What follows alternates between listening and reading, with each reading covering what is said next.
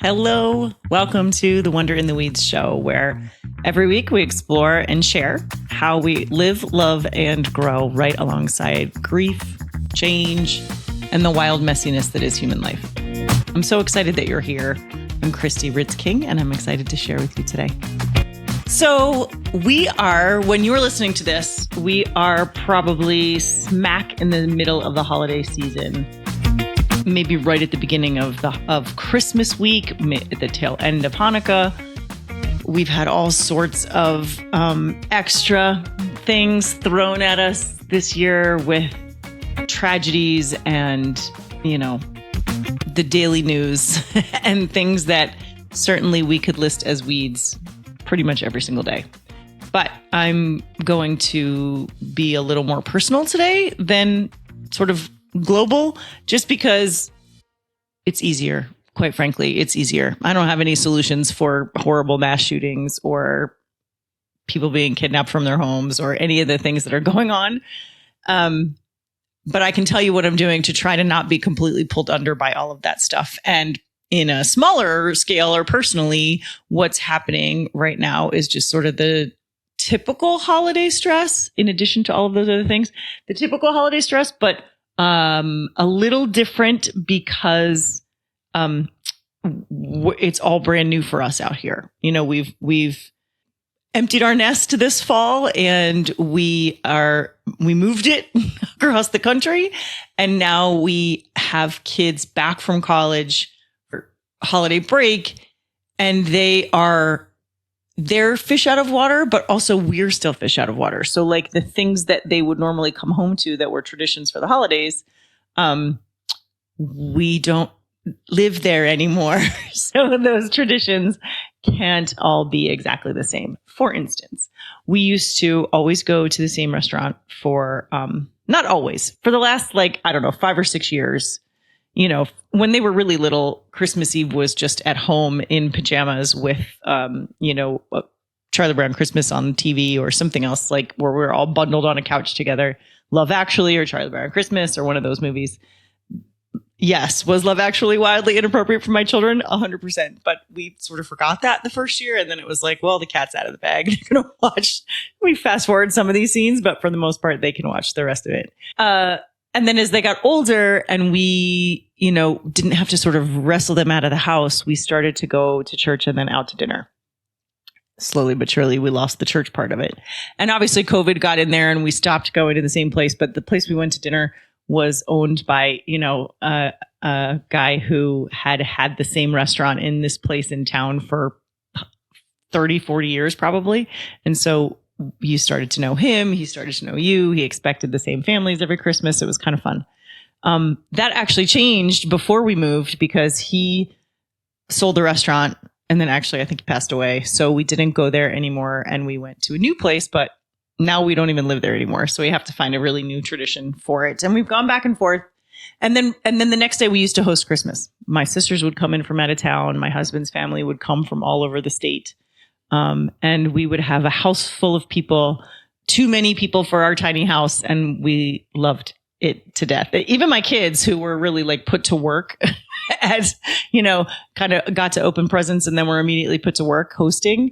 They really liked it too, I think, in the end. And so this week specifically, the weeds have been what do we do now? What is our Christmas tradition? What are our holiday traditions? And then I sort of have added the extra pressure to myself of how am I going to make these kids feel at home in a place that isn't their home when they come back from college. My youngest specifically is really struggling with this because he chose a college close to home and then we moved our home away. And so it's been really tough for him to come home over breaks and not have it be near his friends and not have the sort of what you expect when you get home, not have the familiarity. And even my oldest, who's out here with us, who lives here now, this is her home. She was saying the other day she was really homesick, and it was really more for the familiarity of our town at Christmas time. Like she said, I miss walking into town and having it all lit up and all of these other things. So the weeds really around here are, it's our first year here, and it's our first year in a lot of ways, not just location wise, but with kids in different places and different roles for us. My husband's in a brand new job. I'm sort of figuring out what my job is. We're fish out of water in a place that that there's really there's no familiarity to it. I've mentioned this on prior episodes, like we've moved before, but we've moved in places that you could like find a touchstone that felt like, oh, I know what this is. This grocery store looks familiar, or they have the same something. And here it's like, we don't even know where we are half the time. So it's definitely not familiar. That's the weeds. That's the heaviness this week, is like, this is supposed to be sort of the most wonderful time of the year, right? And again, not only globally have we had to contend with some things that are threatening to make this not the most wonderful time of the year, but then just personally and in my small little space where things are supposed to be safe and happy and light, it's been a real struggle to create that. And like I said, I have this added pressure, and it's fully pressure on me by me. Nobody else is asking this. Nobody else is demanding this. Nobody else is doing anything. But I have this pressure of, I want my kids to feel at home and I want them to like it. Quite frankly, selfishly, I want them to like it well enough that they want to come back. Because certainly you could see how next year they might say, hey, we're going to stay on the East Coast for Christmas and live with our grandparents or live with our aunts and uncles or something, so that we can be near what we know and the people we love and, beyond just you and dad. Anyway, that's like worst case scenario, but it's possible. And I have found myself this week or so, as I see on social media my friends' kids coming home from school, I have found myself like jealous a little bit of like, oh, they just have the space and time to like relish their children coming home, because it's normal, it's familiar, it's home to them, that in a way that I'm not going to have it. And also because anybody who's had a kid come home from college knows that, like, as excited as you are and as enthusiastic as you are about spending time with them, they're usually good for like one dinner, like one or two like late morning breakfasts where you can like sit and chat and catch up. But then largely they're going to want to go out with their own friends and do their own thing. And maybe they even have a job depending on how long they're home or whatever. I just was talking to somebody who said, I made plans for a Friday night because I know my kids aren't going to want to hang out with me on a Friday night. So, there's some of that too, that I am actually not expecting that unless they hang out with one another. My kids are going to come home and they're not going to have a car for the first time ever, because nobody can drive here from their colleges. They're leaving their cars at school. They're not going to have cars here. So I'm going to sort of it's like back in the olden days where I was responsible for getting them places, but also they don't even know places. They don't know where to go. They don't really have anybody here to hang out with.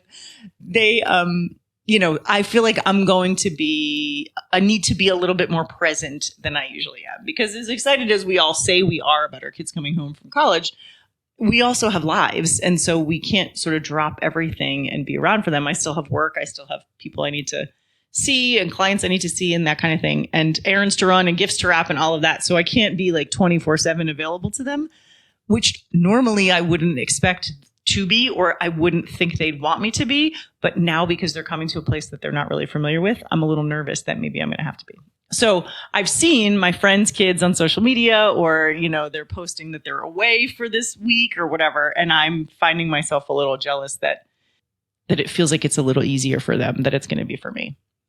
And I'm only telling you that because I think I would like to normalize the full range of emotions. I talk a lot here about how finding the wonder isn't a natural state necessarily, or like being able to see through the weeds is something that you have to cultivate, or it's something that you have to intentionally do. You can't sort of build your life in such a way that you just always have joy coming into it naturally, or that you notice it naturally. I think earlier I had said, like, you can't cultivate this wonderful, joyful life without any intentionality behind that cultivation. So finding the wonder, finding the joy, that has to be an intentional practice. It has to be something that you do with purpose. because it's out there. The joy and the wonder is out there, even amongst all of the weeds that are in our daily lives. But finding it or seeing it isn't necessarily something that comes naturally to us. So you really have to be intentional about looking for it. And I think sometimes in that intentionality, we feel as humans like that we're not allowed, or that we should be ashamed of feeling certain things. For instance, right now I started this episode talking about all the horrible things that are going on, which is a fact. There are horrible things going on right outside my door right now. And I am still allowed to be excited that my kids are coming home, and I am still allowed to be worried that they get home safely. That it doesn't have to be sort of these equal either or feelings that we have. You don't, when you sort of, I always love to the scales of justice image, that idea of like the two weights on either side, like which one gets more weight. I think sometimes as humans, we expect, or we assume that certain things are more valuable or more worthy of our attention or our concern or our worry or our celebration. And if we don't do those things, well, then we're not allowed to do the other things. So when I say I'm jealous of my friends because their kids are coming home and they're going to have it easier than me, like that used to be something that I would not admit to. I would be a little bit ashamed of feeling that. Anytime you feel jealousy or envy or like, oh, I wish I was that person, that can come wrapped up in all kinds of other expectations and feelings about that feeling. I have feelings about feelings. This is that. Like I used to think, oh, I shouldn't be envious or jealous. That's rude. And that means I'm ungrateful for what I have. And what I'm trying to say is no, it doesn't. I am very grateful for all that I have. I am fully recognizing how lucky I am that my life is as wonderful as it is. And there's this thing that my other friends have that looks good to me, and I don't have it right now. And those two things don't cancel each other out. Me saying, oh, I'm jealous of you that your kids are home and you're going to have all this great familiar, traditional time with them. That doesn't cancel out me being grateful that my own kids are home and safe, and being happy that they're here and that we have a great relationship. Also, me feeling those wonderful ways about the things that are currently happening in my life does not cancel out the fact that it's all very new and confusing and sometimes overwhelming. So, one side of the scale doesn't sort of tip in such a way that it completely negates the other side of the scale. It's just that sometimes things feel more than others, and you can have two of them, both of them can be equal, and you could feel things on both sides. And that's okay too. It doesn't have to cancel out one or the other. It's not like a teeter-totter where one side has to go up if the other side goes down, and vice versa. So I want to normalize, like sometimes you look at your friends' pictures and you're jealous, or sometimes you see something on social media and you're envious of that and you wish you could have that. And that's okay. It's okay to feel that way. If you get completely overwhelmed by that and it means that you can't be present in your own life, that's a problem. Or if you're constantly wishing for something else and you can't recognize what's right in front of you, then it becomes a problem. But just having the feelings, just recognizing like sometimes I'm jealous, or sometimes I'm sad in spite of all of these things going on, or sometimes I'm genuinely happy even though there's some pretty awful stuff going on. All of that is typical range of human emotions, and not only acceptable, but always totally fine, unless it tips one way or the other that's too much. If you notice that you're feeling a certain way and then you have a thought on top of that that says, oh, I shouldn't be feeling this way, check that. Why? Why do you think you shouldn't be feeling this way? What do you think it says about you? And what do you need to do to sort of turn that around a little bit? So I'm kind of digressing, but that's part of the whole finding the wonder in the weeds. The intentionality piece of it is accepting this whole range of human emotions and accepting how you feel, even if it doesn't seem like it's the quote unquote right way to feel to you. So sometimes I get a little jealous that my friends' lives are or seem to be, I guess. I shouldn't say they are because I'm just seeing a picture of it on social media. But I sometimes get jealous of my friends' lives being predictable right now. Their kids are coming home to a house that they've grown up in. They're in a town that they've always lived in. They know the traditions. They know the routines. They know where they are in the world. And to me, that feels like it might be easier than what I'm doing right now. Doesn't mean there aren't harder things. Doesn't mean my life isn't great. It just means that's what I'm feeling in the moment. And so as I noticed that, I thought, well, let me talk about this because this is the weeds right now. The weeds for me is like, what are we doing this holiday season to make it our family holiday? I've always been big since my kids were little. So when my kids were little, we were dead broke. We could not have, Instagram worthy Christmases back in the day because we just didn't have the cash to, and I use the word broke purposely. We were not poor. We were not, ever in danger of being unsafe because of our finances. I don't think my children would ever tell you they wanted for anything. They were growing up a little bit like I grew up, which was like, I didn't realize that how much my mom was struggling financially because I never really wanted for anything except like designer things that my friends had. But, we were always fed and the lights were on and the heat was on and all that. So I say broke because we just didn't have anything extra. We were paying our bills kind of barely. We were paying our bills. We were feeding our kids. And that was that. Christmas was a very difficult time financially. And so I really leaned into what are the things we can do together that will feel good to them and not cost me any money. So I've been big on just traditions and routines. And we had Hooky Cookie Day. If you've spent any time around my podcast, my blog, any of it, you know that Hooky Cookie Day was the day that I took my kids out of school, pretty much from kindergarten through high school. Honestly, I tried to revive it when they were all in college, but the schedules were just too tough. But it was the day that I took them out of school and we made, hundreds of cookies, 3 different kinds of cookies, dozens and dozens of each kind. We would make them, we would wrap them, we would label them. The kids would deliver them to neighbors. And then the next day they would take them all into school with them to their teachers and friends and everything else that they wanted, whoever they wanted to share it with and whoever I wanted to share it with. So they were little elves that delivered them around our block on Christmas.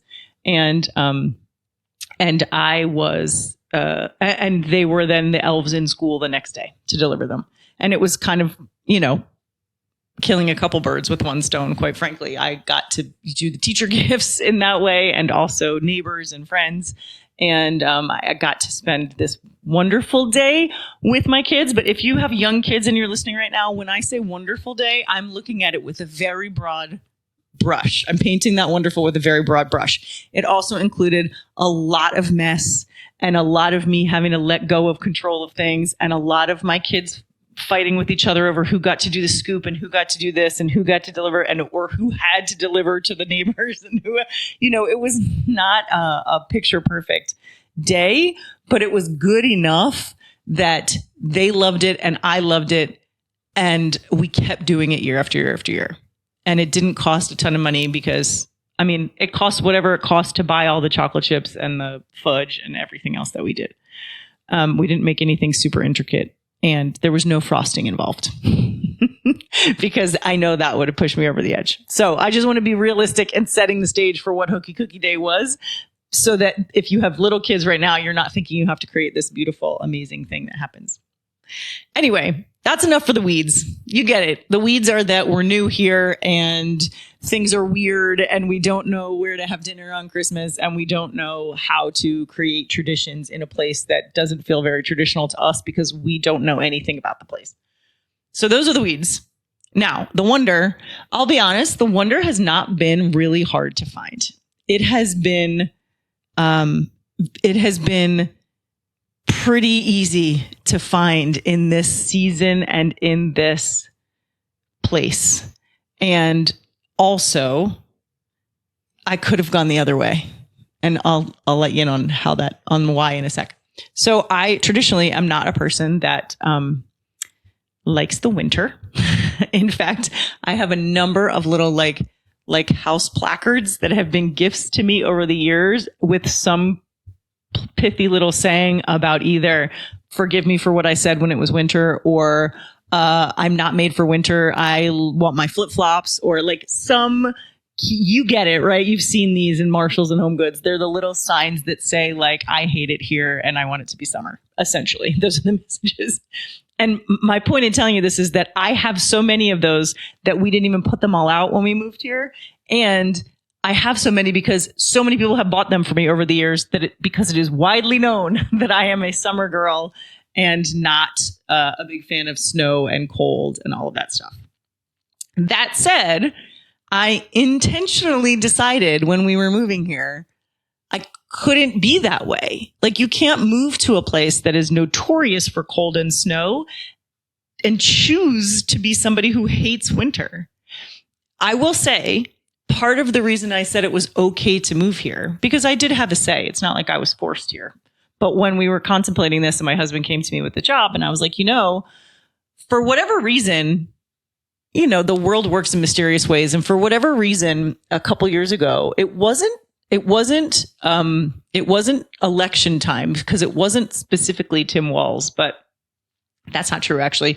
About 3 years ago, or whenever he signed the bill in his state for every kid to get free meals in schools, he was on my radar as like, oh, this guy was a teacher. Like that, I'm once a teacher, always a teacher. So he was on my radar then. So I had my eye on him. I have family in the state, so I've always sort of had like a tangential awareness of the state. But that said, about 2 years ago, so long before we thought about moving, I got this sort of like, what's the old saying? Like, I got this stuck in my craw, this idea that I needed to come out here and visit my family. I wanted my children to meet my family out here. And part of that, I think, was because my kids were getting older and I was realizing like, oh, I'm going to be out of opportunities for them to meet each other. And I better hurry up and do that. So I kind of got it stuck on like, okay, we're going to take a road trip out to Minnesota. We're going to get there. We're going to go at the same time that my cousin from Alaska's in, and we're going to meet each other. And my kids are finally going to get to meet my family. And so I started sort of paying more attention to Minnesota, which is weird, right? I don't know why, but so when my husband came to me with this idea, with this job opportunity, I was like, look, for whatever reason, this has been on my radar a lot. And what I've noticed about them is that, yes, it's cold and snowy, but they seem to embrace it, find ways to still be outside and still enjoy the daylight when they have it. And so, like, I think let's do it, but we're going to have to decide to be different people. Like, we can't just hide inside for 5 months out of the year, like I had done in the Northeast. So I knew coming here, I mean, sure, there's a whole bunch of people that hide in their houses, but there's also a whole bunch of people that really embrace the seasons as they are, no matter how bitter cold and no matter how much snow. So I thought, okay, one of the first things we did before we left New Jersey was we hit the outlet mall in like February, end of February, beginning of March, to all the cold weather stores, Columbia and LL Bean and the one with the Eddie Bauer, the one with the eagle, the loon, the bird. I don't know what it is, but Eddie Bauer. And we were like, okay, we need hiking shoes. We need boots with good tread. We need warm coats, like warmer than we've ever had in the Northeast. In fact, I sort of laugh now at the coat that I wore around New Jersey. I think like, no wonder I was always cold. I never had a coat that was very heavy. And we bought stuff, like we prepared for these sort of Arctic temperatures. Hats and gloves, like we invested in stuff that we hadn't really invested in before. Sort of the same way that when we moved to New Jersey, after about a year or so, we invested in like good bathing suits and like good sunglasses that protected your eyes because we were out in the sun at all times. Related and kind of ironically, we actually need good sunglasses out here too, because the sun off the snow is no joke. So anyway, that's just a little side note. But my point is, we decided that we weren't going to be afraid of it. And I talk about this in another episode with my daughter. When we do an XYZ, we talked about, people's reactions when we told them we were moving here, on how everybody's pretty universal reaction was like, oh my God, it's so cold, you'll never survive. So it's probably the stubbornness in me, but also it was some of the preparedness in me of like, you need to survive. You can't live in a place that you're miserable. You can't knowingly move to a place that you know you're going to be miserable and not try to do something about it. So that said, I had an understanding that when I came here that they really did embrace the seasons, including like, we haven't gotten to this part yet, but they do some crazy like, polar plunges and outdoor, like they put saunas on frozen lakes and they do all kinds of stuff I haven't seen yet. But one thing I have now seen and that I was excited for was holiday marketplaces, but like outdoor holiday marketplaces. So think like if you've ever been in and around New York City, Bryant Park has this amazing outdoor space at the holidays where they just put all these stalls of different artists and craftspeople. And I have bought a winter hat. My father-in-law and my kids last year bought wallets, leather wallets. Like they have everything at this outdoor market, including ice skating and, hot cocoa and beer and wine and all that stuff. Minnesota has like one of those, I swear, on every block.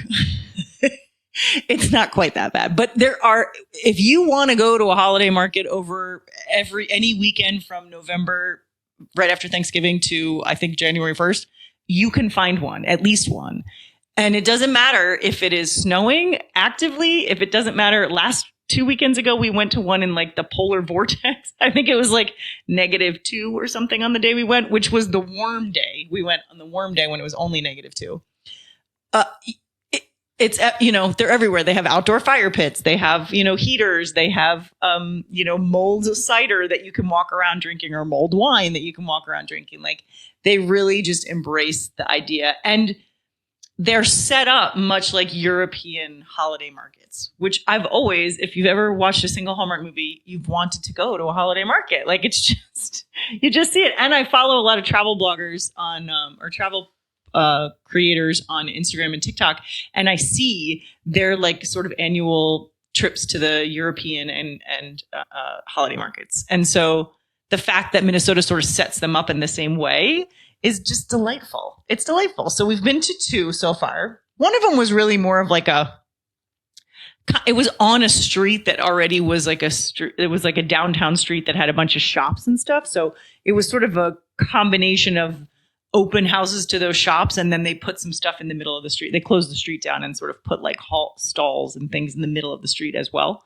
And then we've been to another one that is just a good old traditional, like in a back parking lot somewhere, they set up this, AstroTurf, and it happened to be snowing, and we took our friends that were visiting, and it was just a beautiful day. It was absolutely freezing, but we made the best of it and we had a great time. So the delight and the joy and the holiday beauty and wonder is easy to find right now because Minnesota really does an incredible job of embracing the season for sure. And it has snowed a lot and it just doesn't stop anybody. And it's kind of great. And look, the main roads are fine. The side roads are just as bad as they are in the Northeast.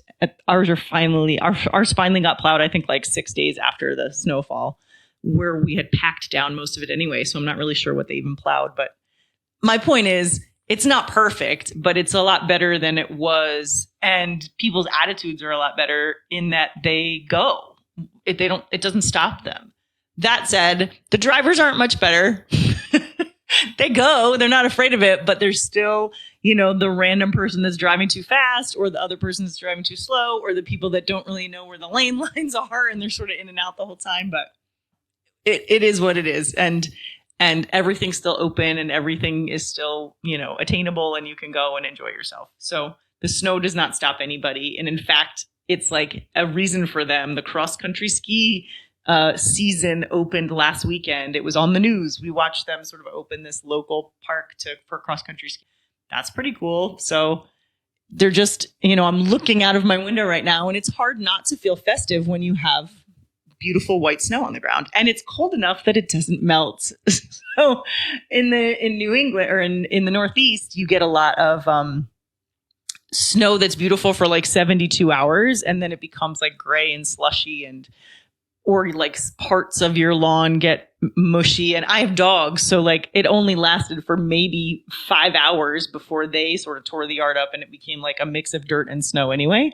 But here it's so cold that the snow sticks around, and it was deep enough that even my dogs didn't ruin it too much. There's one hole in my backyard that one of them, in an attempt to try to find her tennis ball, dug so deep that she ended up digging up dirt. But for the most part, you look out the window and it's beautiful and snow covered still. So, and it's about a week and a half after the snow came.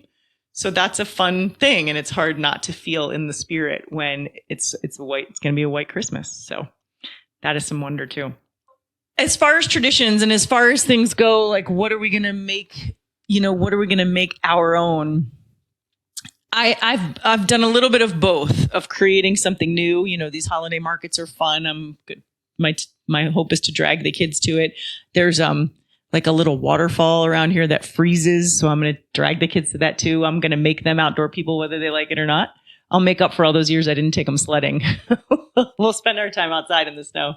But also, I've tried to find like a restaurant that we can have Christmas Eve dinner at. I wasn't going to at first. I thought, we'll stay home. But then I thought maybe 2 days of being at home might actually end up feeling a little bit sad. So we're going to go to find a dinner. I have no idea. This restaurant might stink. It's one of the only ones I could get a reservation at. So that's why we're going there. It has nothing to do with me hearing anything good about it or looking like it's going to be good. It's just like, hey, they'll seat us. Great. Let's go here. So we'll do that. We'll wander around the city a little bit. We'll go to some holiday markets. And then, Christmas Day, because we're not hosting, I was like, hey, we can actually maybe we'll eat red meat because we don't have to feed 25 people. We only have to feed 5 people. So we'll do something maybe a little more festive. They've asked to still have stuffing and to still have potatoes, because I basically used to make like a Christmas dinner. I mean, a Thanksgiving style dinner on Christmas. So they've asked for some of those things to be the same. And in light of recent events, we decided we're going to have at least one day where we just sit and watch Rob Reiner movies, because I think sadly my kids have not seen a lot of them.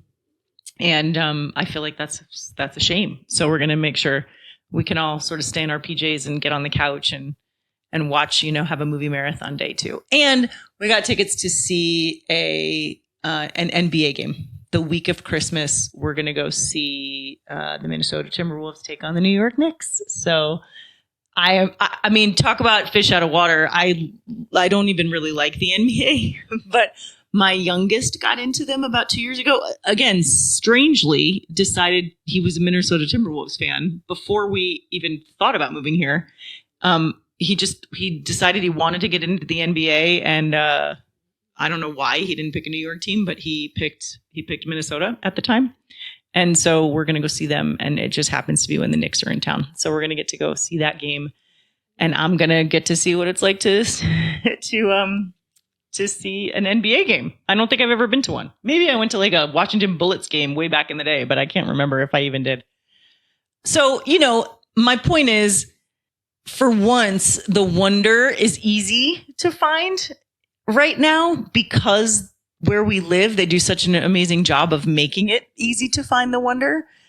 And I am intentionally relaxing expectations and changing expectations to start new traditions and look for new ways of celebrating our time together, and really just focusing on that. How can we spend time together? How can we enjoy each other's company? And how can we be realistic about the changes?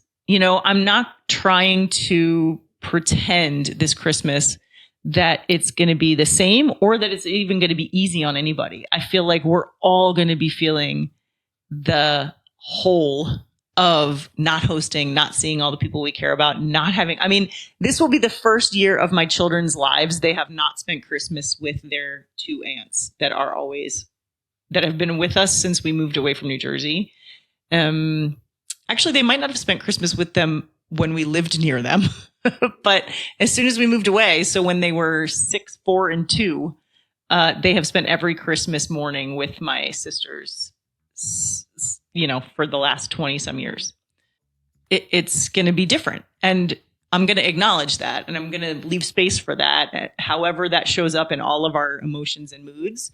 And I'm going to do my best to make the best of what we do have, which is each other and a beautiful home and 3 wild dogs and a whole lot of snow to celebrate in. So here's to new traditions, here's to old traditions, here's to things that make you feel good on both sides of that spectrum. And here's to finding wonder in the so many weeds of this holiday season and of our world right now. Here's to you. Until next time, thanks for listening.